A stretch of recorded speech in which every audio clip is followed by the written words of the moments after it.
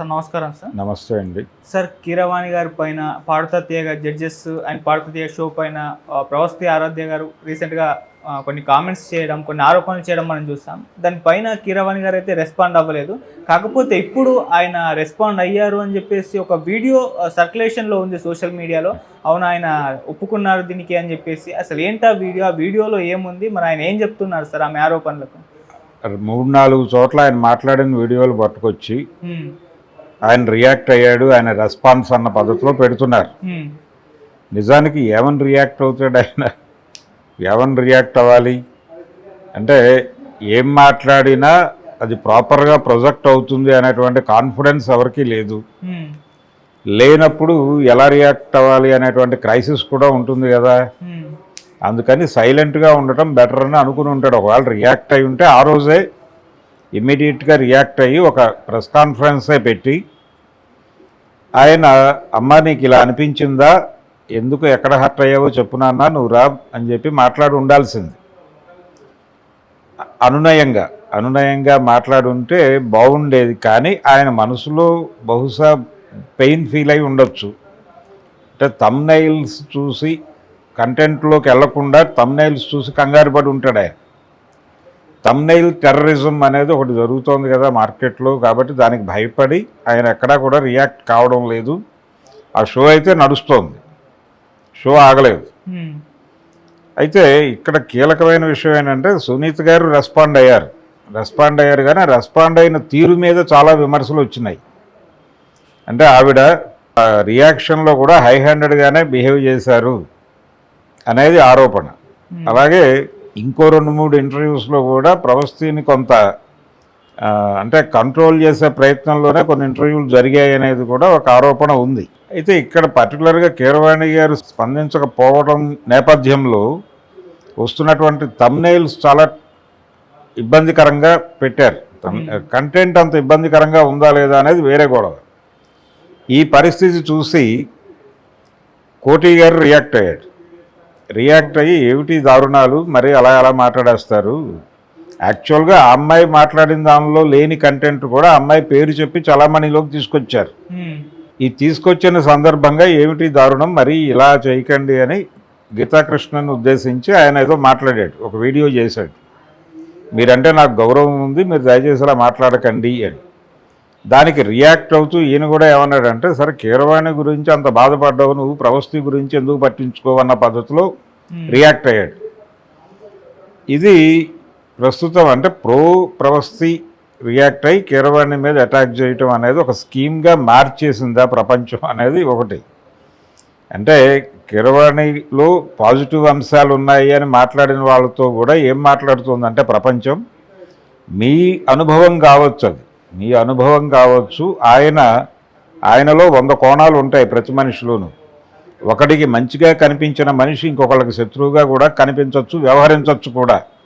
మీతో మంచిగా వ్యవహరించి ప్రవస్థితో దుర్మార్గంగా వ్యవహరించి ఉండొచ్చు. లేదని మీరు ఎలా అంటారు? మానవ ప్రకృతిలోనే ఈ భిన్నత్వం ఉంది కదా అని మనిషిలో ఉండేటువంటి వివిధ కోణాల గురించి ఫిలసాఫికల్ లెవెల్లో మాట్లాడేస్తున్నటువంటి సందర్భం కూడా ఉంది. ఇది కండిషన్. అందుకని ఇప్పుడు రియాక్ట్ అయిన తర్వాత ఆ రియాక్షన్స్ని తట్టుకోగలిగిన మానసిక స్థైర్యం ఉంటే రియాక్ట్ అవ్వాలి, లేదంటే రియాక్ట్ కాకూడదు అన్న పద్ధతిలో ఆయన సైలెన్స్ పాటిస్తున్నాడు అని నేను అనుకుంటున్నా. ఈ పరిస్థితుల్లో ఆయన ఇదివరకు ఎప్పుడో మాట్లాడిన వీడియోలు పట్టుకొచ్చి ఆయన రియాక్ట్ అయ్యాడని చెప్పేసి సర్క్యులేషన్లో పెడుతున్నారు. ఒకటేమో ఈ మధ్య ఇళయరాజా గారికి ఒక పాట రాశాడు ఆయన, ఏ జన్మలోదో ఈ బంధము అని ఒక పాట రాశాడు. రాజేంద్ర ప్రసాద్, అర్చన నటిస్తున్నటువంటి షష్ఠపూర్తి అనే సినిమా కోసం.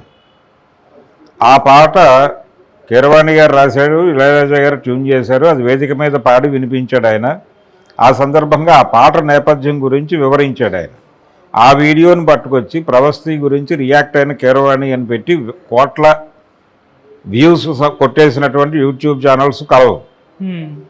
ఇదే సమయంలో ఆయన గతంలో ఓపెన్ హార్ట్ విత్ ఆర్కేలో ఒక విషయం మాట్లాడాడు. అంటే అప్పుడు ఇండస్ట్రీలో ఒక బర్నింగ్ ఇష్యూ నడుస్తోంది. శ్రీరెడ్డి వీళ్ళ నేపథ్యంలో కాస్టింగ్ కౌచ్ గురించినటువంటి ప్రస్తావన మ్యూజిక్ ఫీల్డ్లో కూడా ఉంటుందా అని ఒక ప్రశ్న వచ్చినప్పుడు ఎందుకు ఉండదు అన్నాడు ఆయన. ఎక్కడైనా ఉంటుంది, ఒక లోపం వ్యవస్థలో ఉన్నప్పుడు అది ఒక చోట ఉంది, ఇంకో చోట ఉండదు అనేది ఉండదు.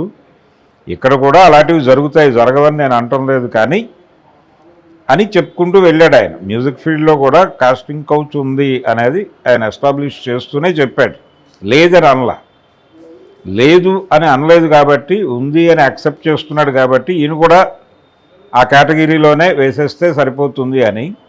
అంటే వక్రీకరించు ఓడించు అని ఒక తర్కశాస్త్రంలో ఒక పద్ధతి ఉంటుంది.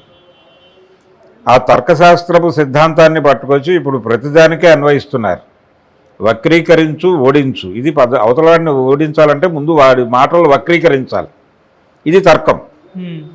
ఈ వక్రీకరణ కార్యక్రమం విస్తృతంగా జరుగుతోంది. ఈ వక్రీకరణలో భాగంగా ఆయన ఆ ఓపెన్ హార్ట్ విత్ ఆర్కేలో మాట్లాడిన మాటలు పట్టుకొచ్చి ఇక్కడేసి వక్రీకరించి ఒక ప్రకటన చేయటం ద్వారా అవతల వాళ్ళ మీద దాడి చేసేటువంటి కార్యక్రమం నిర్విఘ్నంగా విశృంఖలంగా జరుగుతోంది.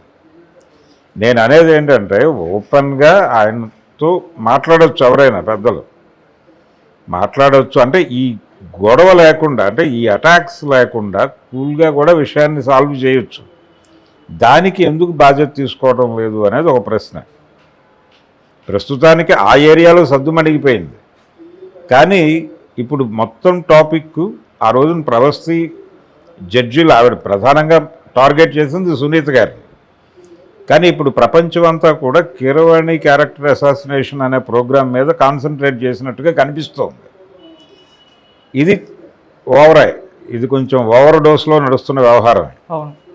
అందుకని ఇది కాదు, ఇలాంటివి జరుగుతున్నాయి అనుకున్నప్పుడు ప్రవస్తికి కూడా ఒక ధైర్యం ఇచ్చి ఛాంబర్కి వెళ్ళి, లేదా మ్యూజిక్కి సంబంధించినటువంటి సంఘాలు ఉన్నాయి, గాయక సంఘాలు ఉన్నాయా అనేది నాకు ఐడియా లేదు కానీ మ్యూజిక్ డైరెక్టర్లకు అయితే ఏదో ఉండుంటుంది ఒక సంఘం.